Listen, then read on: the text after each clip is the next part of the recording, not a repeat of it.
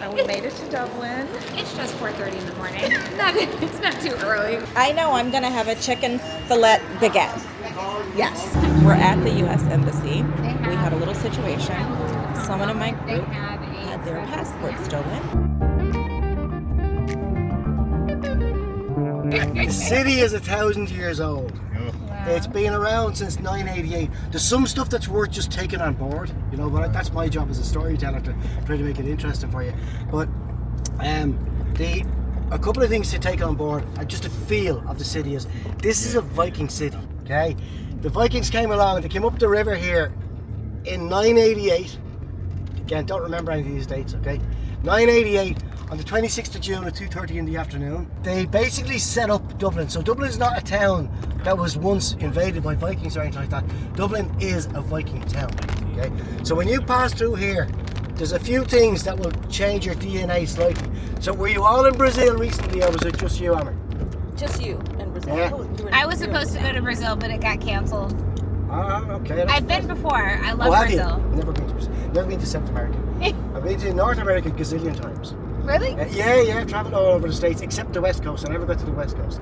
I played in a band for years, and we toured, and we had records out and all this. Oh, wow. Oh, listen, I lived the dream, baby. Now you're going to have to sing to us as well, on top of everything. I'll just put You that played in an there. instrument or you sung? Yeah, play guitar, yeah. Okay, cool. I played in a band, and we toured everywhere. It's like, I lived in New York for a while. Oh, you did? Yeah, I lived in the Lower East Side, Manhattan. Oh, wow. Yeah. The band must have been doing well. We did okay. We sold a few records and we toured around and we had a good time.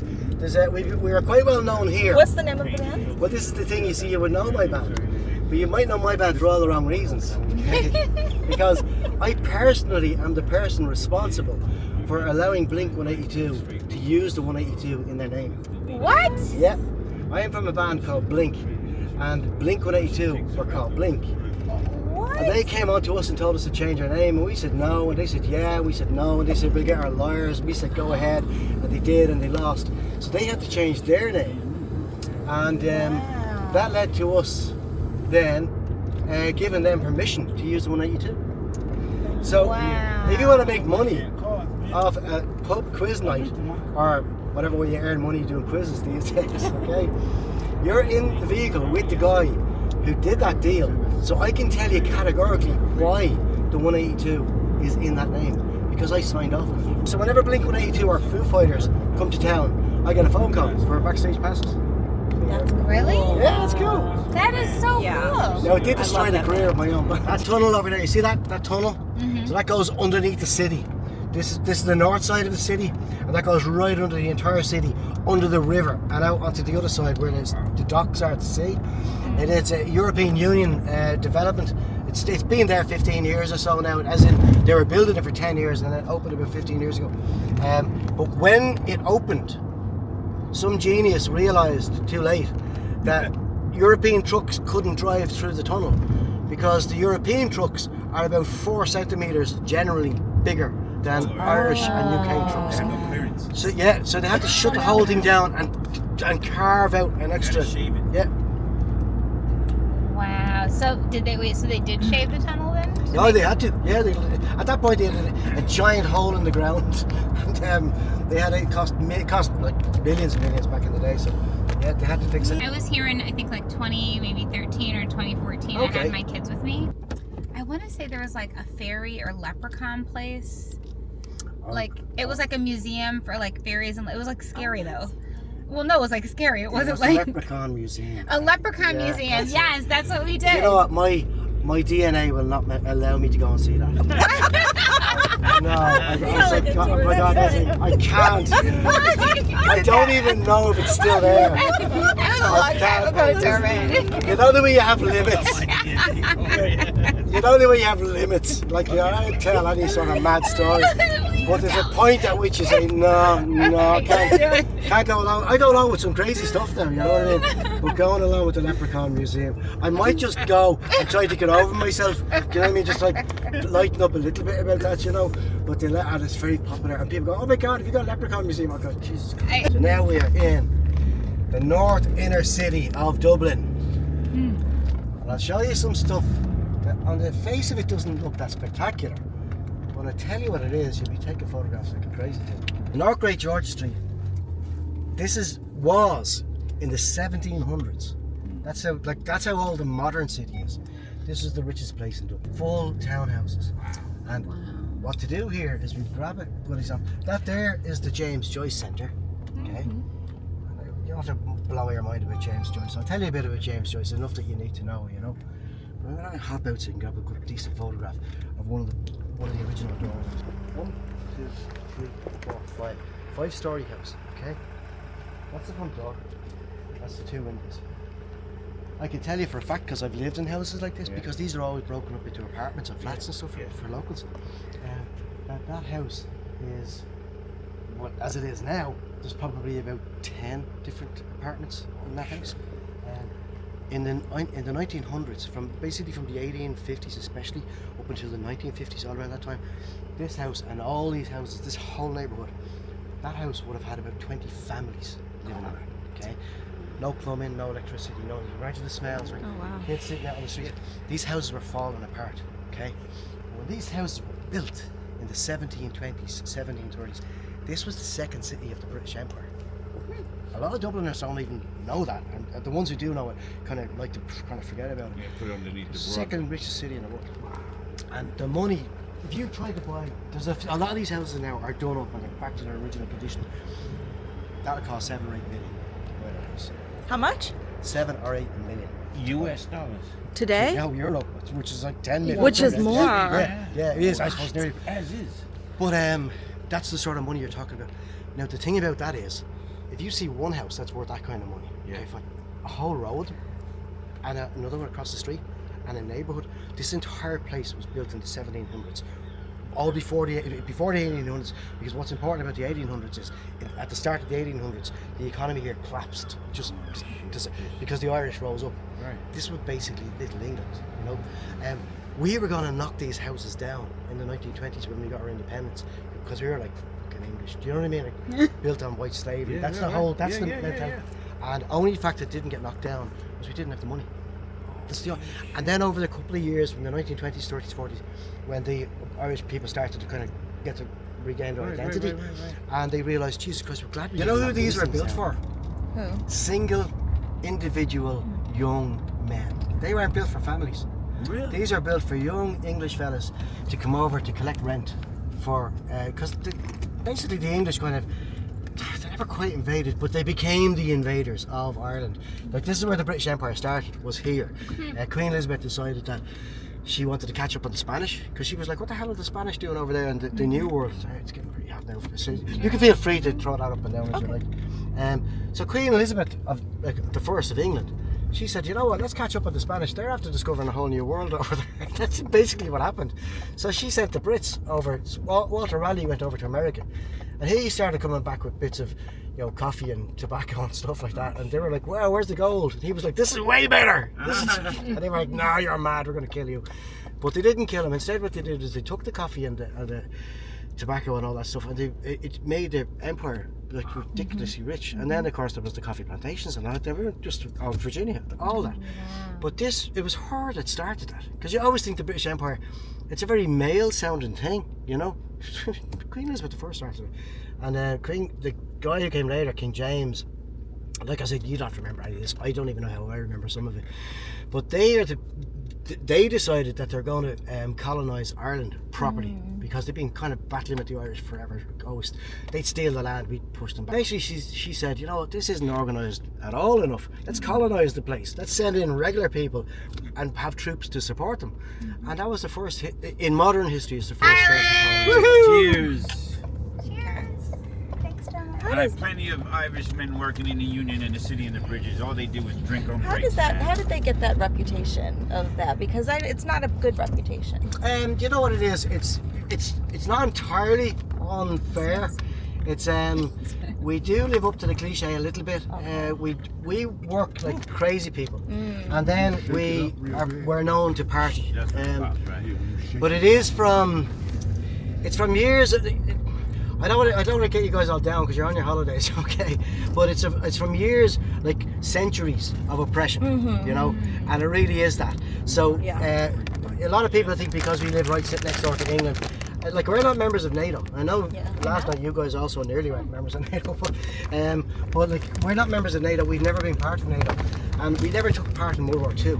Like, we're very like, people from outside of Europe see the Irish and the English as very much the same thing, but actually fact there's such huge differences because of 800 years of oppression, you know. Yeah. But because we look the same and all that sort of stuff, like I mean, I used to get some fierce racist comments when I toured England. You know? Sure. Oh yeah, Paddy this and Paddy that. Yeah. But like, it's not taken seriously because it's like, you know, you're not really like what you Yeah, get it's called a true. name Even- often enough, you know. Yeah. So it's embedded in the Irish psyche is that if you can't get food, there's a number of different reasons why you'll drink. You know what I mean? Where are we? I'm wearing my Like this, bright he said the town center. because the St. Patrick's Day parade in Dublin, which of course is the most famous one in the world, came down here 2 weeks ago, and I was one of the producers. Oh, you were. That's why I have the green jacket. So I produce a section called the City of Dublin Youth Services. I work with kids. So, excuse me, pardon me. And we marched down here, and the president, our president, sat across outside what's called the GPO. That's the General Post Office. So this is O'Connell Street. This is the main street of Dublin. That big thing in the middle of the street, it's called the Spire. That marks the dead geographical centre of Dublin City. See that? That's the famous that's the portal. That's the portal. That's the yeah. portal that's in Times Square. Right. And you can wave in there, and that's in Manhattan. Yeah. No, it's in Manhattan. Remember, I went there not with in Kyle. Manhattan now, though. Is it still in Manhattan? Is it still there or is it gone? Well, come on, They let's did go. take it down, right? Kicked us out. They kicked you guys The out. Irish were sticking their bums up. That's what happened. They kicked them out. That's Philadelphia. But that's Philadelphia now? That's Philadelphia. Yeah. It's not even a So top what part of happens is you can stand there and say hello, and somebody on the other side will wave like, So they can see us, but we can't see them. Well, that's them there, right? 'Cause didn't he say that's Times Square? Oh shoot. Oh, that's the flag. What flag is that? It's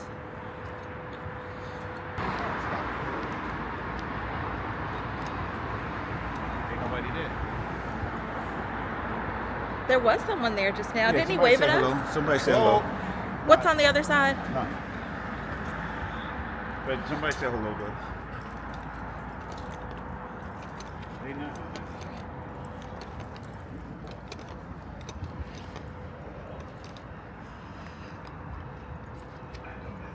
The Dublin Portal.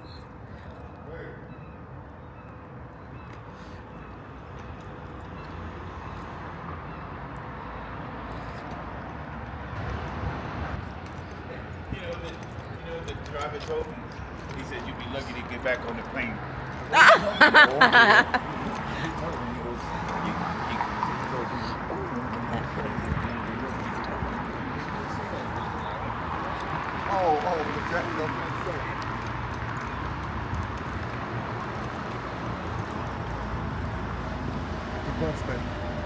Oh. Okay, see the building on your left? Yeah. Department store. There's something really cool about this. I'm gonna stop now. Most people, like I'm an old person, okay? Wait, the So what store? It's a department store. Oh, the department store. Okay, now we're told we could not do this later in the day. Okay, we are in the middle of the main street. This is like stopping on Fifth Avenue. Okay, so what happened was the British ran the show here, and they did a pretty mean job of it. So I'm trying to think what I'll go that way. I'll go around this way. So it wasn't. We were always having uprisings and rebellions and stuff like that. But in 1845, so like almost 200 years ago, we had what's famously known as the potato famine. yes. Now the potato famine, to anybody who knows what the potato famine is, wasn't a potato famine. It was a mass starvation by the English of the Irish. The potato crop failed, and the Irish were surviving entirely only on potatoes. But the reason for that is because they weren't allowed to have anything else, basically, by the British. And the British just allowed them to starve.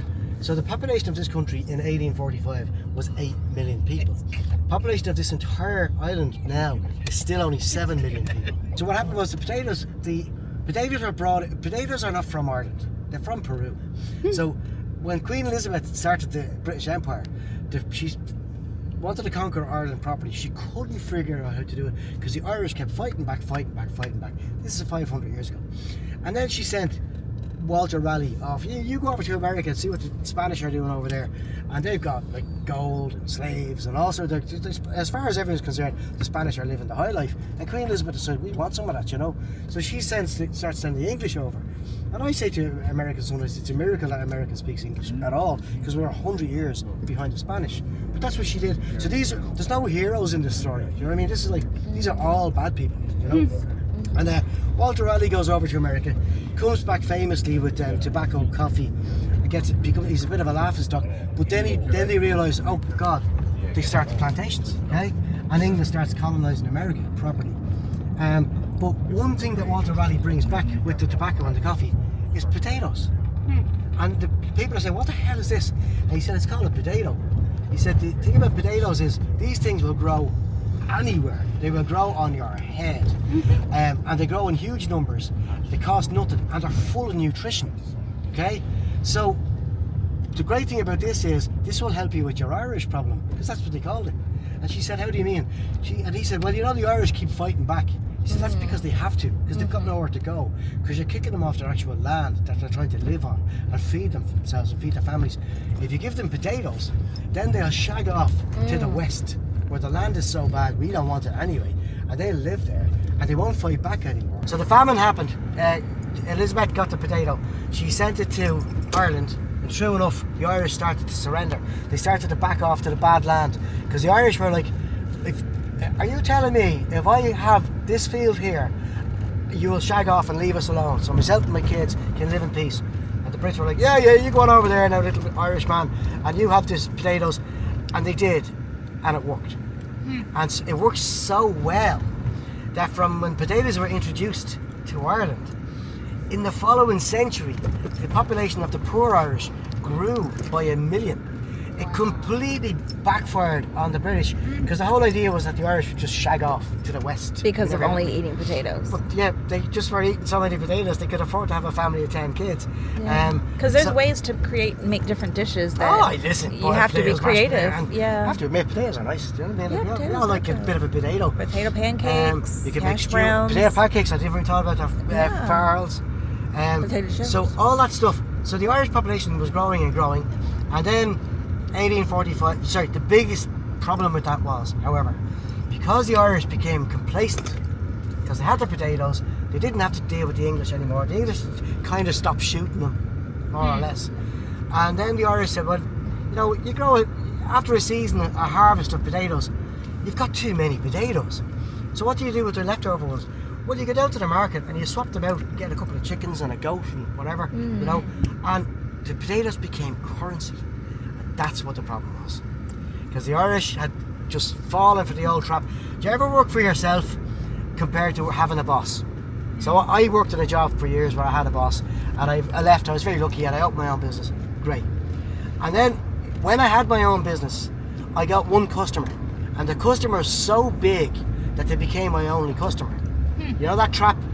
And then the customer I lost all my other customers because I was looking after the main customer so much. So when the big customer now decided to start giving me like pressure and cutting my costs and all the rest, suddenly I found myself in a really locked in, dangerous situation. So the Irish basically did that with the potato. They didn't even bother to try to have anything else on the go. They depended entirely on potatoes. Because it became so popular, they thought they could just keep depending And it was on so potatoes. easy. That's it. Yeah.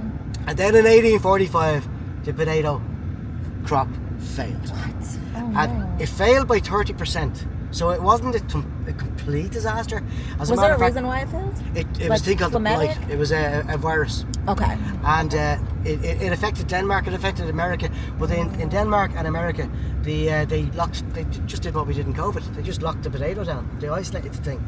But nobody told the Irish to do that. So they went through 1845, potato crop failed. And but they got through it. Nobody starved. Nobody even got poor because there was so many potatoes around the place. Famine comes. People in the year 2 and 3 of the famine, 3.5 million people. 1.5 million people die right here. What? 1 million go to England. God bless them. And 1 million go to America. And those 1 million that land in America between 1845 and 1848 completely distort the working world in America, because the Irish are getting off the ships. They don't speak English. They will work for absolutely the smallest amount of money, and they'll do the craziest amount of work because they've never experienced having money. And this is why you'll see these things about Irish. They go and remember you were asking me about the drinking? Yeah. They would go and they would work, and they wouldn't go to a restaurant. It wasn't something they even, so they just drink. You know? And mostly the men would have that problem, but they were also suffering huge grief, because if you're one of the lucky ones to get on a boat to go to America, the chances are your brother, your sister, your mum, your auntie have died right in front of you. You're not just getting on a boat and escaping. You're getting on a boat traumatized and escaping. I was curious because when you were describing some of the discrimination that the Irish faced here from the English, and it seems like that somehow carried over to America, because I know there was like a period in our history where there were signs, this might have been like the Jim Crow era, I don't know, but there were signs on business stores and it would say no blacks, no coloreds, no dogs, and no Irish. And so I was wondering how that came about, and I'm kind of understanding. It's the same thing. Yeah. The Irish we have that commonality in a way. You see, because that part of America, the northeast of America, of the United States of America, was largely English, and it was oldie English, old Protestant English, you know. And and then of course you get people coming into a country, so you get the Irish landing, then you've got all the slaves being brought over from Africa, and they're like an entire community of people, and then they don't all necessarily get on with each other because they're all kicking each other down as well, or you know. So it's, and the English are playing the whole thing against each other, you know. So it's very complicated business when you look at it a certain way. When you look at it the simple way, basically the kings and queens of England were basically just stealing land, and they were using their people to do it, and they created a national identity, and like, oh, come on, best in Britain and all that stuff. But regular English people are just like regular Irish people, regular American people, and regular any people. I still haven't hardly met a person that I don't like. Do you know what I mean? Unless I'm just a dick. Once they get over their initial trauma, it was the kids of the people. So you get off a boat, and you're happy just to be off the boat and have your new opportunity, the kids are saying, like, fresh. Hey mom, hey dad, what's the story about home? And you start telling the stories of what the British did, and you can't even begin to understand that. You never had a proper meal until you were in New York. You never, in your life, you never had a proper meal until you got off the boat. Because when they left, it was like a lot of potatoes and stuff. It was also everything, cold, poverty, everything. You name it. So when the American Irish started, first of all, because the Irish would work like crazy, and if the ones that didn't drink their money just had tons of money, because they didn't know how to spend money. It was like just money under the mattress in the bank, and we wouldn't put it in the bank because that's English. So under the mattress. And then it was the thing of like, we gotta go back and save our country from the Brits, and like kill the Brits, basically, kind of thing. So they started to send. You couldn't just Atlantic Ocean. It took 3.5 weeks to sail across the thing. So they started to send money back. So from the 1860s, and the American Civil War was going on and all that stuff, all the Irish were doing was getting more and more powerful. We become the police, we become the fire brigade, we become the politicians, and that's that whole Irish lobby. It's still probably the most strongest lobby in America. You know what I mean? There's big lobbies in America, but the Irish one has been there. But it didn't grow for no reason. It grew out of complete necessity and for revenge. It was grown for revenge. They wanted to go back and take their country off the English, and so if 1860, say this all happened around, the famine was 1845 up to 1865. And then only 50 years later, there was enough money and arms coming back into this country from the American Irish that the rebels here were as heavily armed as the British Army here. So they could stage a revolution on O'Connell Street. So you see where you got the photograph of the GPO? That was what they used as their headquarters. They took it over on Easter Monday of 1916. The battle lasted for a week. The Irish didn't see what was going to happen. Nobody could have seen what was going to happen, because in 1916 something else was going on in the world, and that was World War One. Okay, and the World War One, kids were signing up to join the British Army, and this was still this was Dublin, UK. That's what this was. And kids were like, if you weren't going to be a rebel, then you were happy that the king was your king. Do you know what I mean? Wow. And so kids were signing up to join the British Army and lying about their age. They were enthusiastic about it. Oh, mad to get into the army, because they were being told, go and kill the Germans, go and fight for your country. And their idea of going to war was that you'd put on a lovely uniform, and the girl down the road that you always fancied, she'd like you. That was as simple and naive as it was.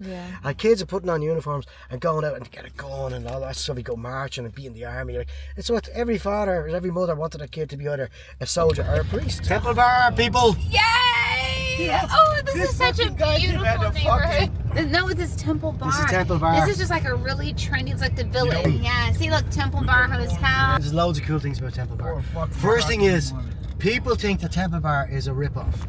Okay. Which one? Oh, you gotta go to Dublin. Don't go to Temple Bar. It's full of tourists. First of all, you're a tourist. Okay? And whenever you're somewhere and you're a tourist, you should do what the tourists do.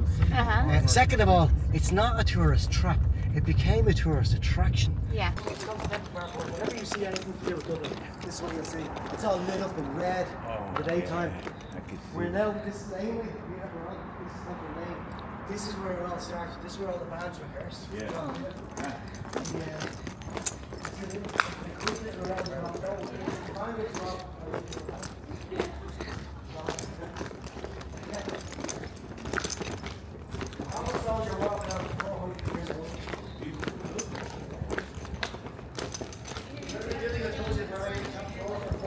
You see the wall there, the Wall of Fame.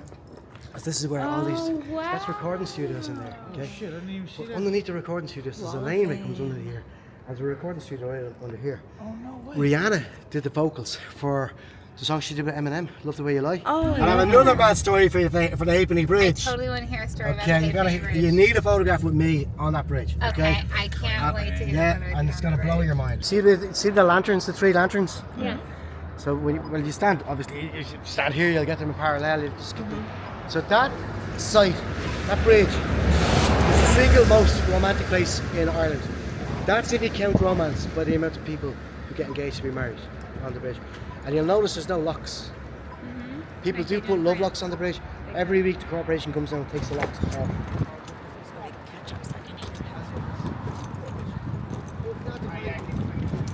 It's not doesn't lend itself to that. It's a bit of a smelly river, you know. Yeah, and yeah. They do occasionally Not have a healthy to bit be of in boat it. and stuff, but it's not known for that. And No. this bridge doesn't move, so if you're something taller than this, it's not going past this bridge. Do you know? And O'Connell Bridge is short. Yeah. It's O'Connell Bridge. But the thing about this bridge, when it was built in 1816. Okay, but when this bridge was built, this was the height of the British Empire. It was just, the collapse had just started, but nobody noticed yet. Yeah. You know, it's a bit like in our world that'd be like 2010. You know what I mean? So everyone still had lots of money, Right. and the amount of trade coming up this river, man.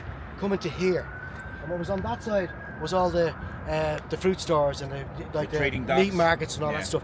On that side was all the restaurants and all the lawyers' offices, the accountants. So they had to get the stuff from there to there, because all the cafes were there. You know, so to get from there to there, you had to get a boat. Okay, so there's hundreds of little boats going across this thing. Okay, and you pay a half a penny. Now, a half a penny is not a penny that's cut in half. Half penny is a small coin. It's a half penny coin. Nobody said half penny. Everybody shortened it down to halfpenny, because you wouldn't say halfpenny either. Yeah. So we call it halfpenny. So that's why Halfpenny Bridge is almost impossible to Google properly, because it's got an apostrophe. So you have to put in halfpenny with an apostrophe, halfpenny with no apostrophe, and then half penny if you want to do a full search. Okay.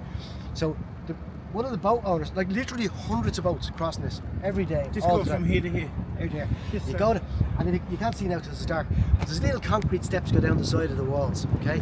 And you would have to get over the wall, and say you've got tea and coffee and flour and sugar, for instance, okay? First of all, you're not going to carry that much of it. No. So you come from here with your tea and your coffee and your flour and sugar, and you go down over the wall, down the steps, into a boat. You're going to get wet. It's going to happen straight away. And then you go across the boat, and the chance of dropping something, you know, like that. Oh my Chance of God. dropping yourself. You see the bridge you just stood on? I own the salvage rights for the original boardwalk of that bridge. What? Yeah, Wait, I didn't hear that. You own I that. own the salvage rights. Myself, my friend, and my brother. My friend Dave, my brother Aidan. In 2001, that bridge was shut down. Well, in actual fact, I'll tell you the full story, okay? Yeah. And when I tell you the story, the Halfpenny Bridge, in 1922 when we got our independence, they took the toll off the bridge. So one of the first things the Irish did was to rename things. So like Queenstown became Cove and Kingstown became Dunleary, and the Halfpenny Bridge became free to cross. You didn't have to pay. An Irish citizen shouldn't have to pay to cross an Irish river. That was the Absolutely. thing. So it was a real capturing. I still find it difficult to believe that a country this small kicked the British Empire out. You it's still a bit mind-blowing. It's a small country, Ireland. What's the population? Population now of the Republic of Ireland, which is the bit that you're in now, is 5.7 million. Okay. And the population of the north of Ireland, which is the bit that the British held onto after they left, is 1.6 million. So the population of the country is almost back to where it was before the famine. Potato. Certainly not. Crisps, not You chips. wouldn't eat a sandwich without. So Dermot, I wanted to ask you, because you were recommending movies earlier. I was wondering if you had seen Sinners, the movie. Not yet, no. Oh, no. I wanted to ask you about your take on like the Irish representation, but you haven't seen it. Okay. I haven't seen it. I've been told it's brilliant. I started. I watched the trailer. I was going to watch it on my own one because it's such a long movie. I was like trying to It get is a Clara long to watch it, movie. and my son Sean saw it. He said it's brilliant, and I was like, "Grand." And then you I- as a musician will especially love it because it's like a musical. It's a vampire musical. It's like a Okay, horror right. movie meets musical, and it delves into like different cultural music and history. It's you'll enjoy it. I won't say too much more. Yeah. Okay. How many? It won something like 14 awards or something. Did it? It was nominated for 14 Oscars. I think it won like 4.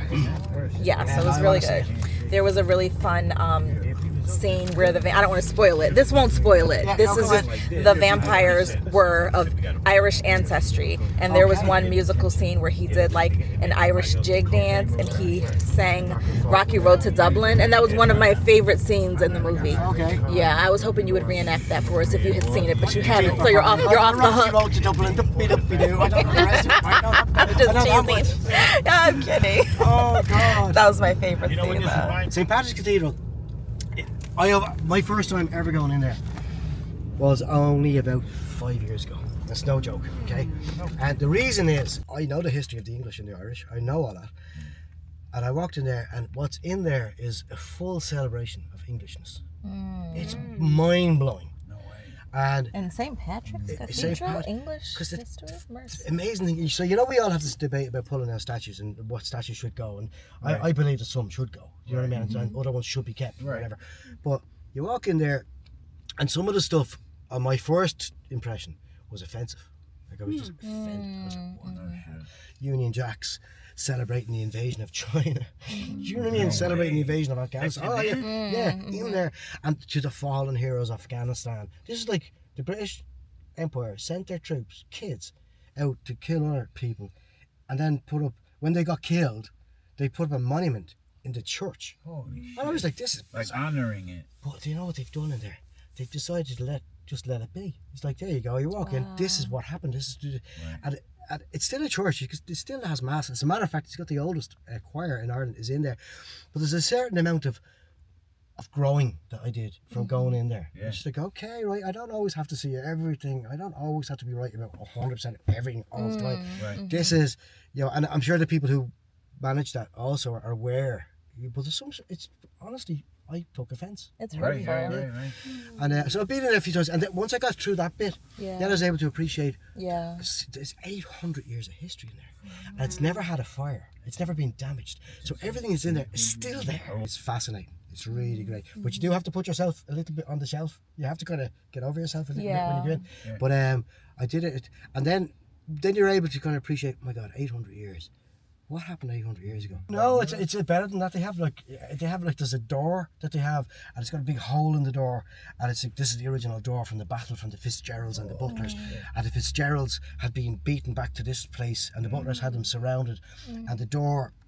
The reason that hole is cut in the door is that the Fitzgeralds decided to give the Butlers a last chance to surrender, so they cut a hole in the door, and the Fitzgerald guy who was the one doing the siege said, I'm going to put my hand in this door, I'm going to stick my arm in the door, and you have a choice to shake my hand or cut my arm off. Wow. And whichever you do, if you cut my arm off, you're all dead. If you shake my hand, you've surrendered and we're finished. The war is over. And that's where the expression chancing your arm comes from. You know, if you say, I'll chance my arm, it comes from that. And so this guy stuck his hand in, and the other guy shook it. And that was the end of the battle.